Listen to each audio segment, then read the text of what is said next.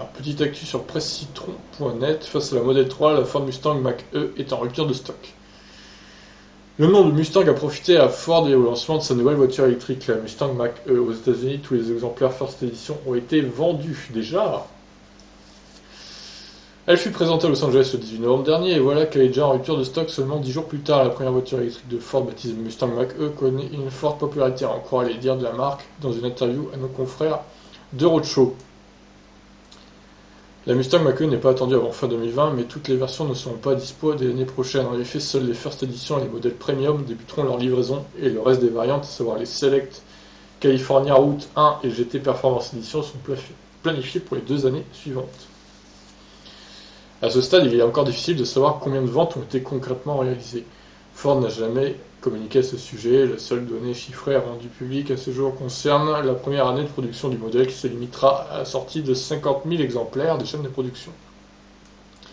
Cette limite est due à l'absence d'expérience de Ford dans la production de voitures électriques qui lui demandera encore quelques temps avant d'arriver aux mêmes performances que Tesla. Ouais, c'est sûr.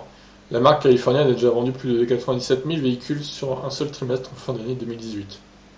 Généralement, les variantes First Edition sont toujours assez limitées en termes de nombre, ce qui laisse penser que Ford n'a pas non plus réalisé plus de 20 000 ventes. Mais on voit le calendrier de sortie et ses versions différentes, où seule la version premium sortira des usines en parallèle. Le bon départ de la Mustang Mach-E semble être confirmé. Donc après, ils nous font un point sur les autonomies et les prix. Du coup, pour ce Mach-E, voilà, bah écoutez, déjà les First Edition en rupture de stock, ça veut dire que cette voiture marche plutôt bien, hein. Elle a eu un bon accueil de la part du public américain, et peut-être européen d'ailleurs, parce qu'on n'a pas un pourcentage de ceux qui habitent aux États-Unis qui ont précommandé la voiture, mais c'est vrai qu'elle est très très belle, et ça m'étonne pas au final qu'elle cartonne, quoi.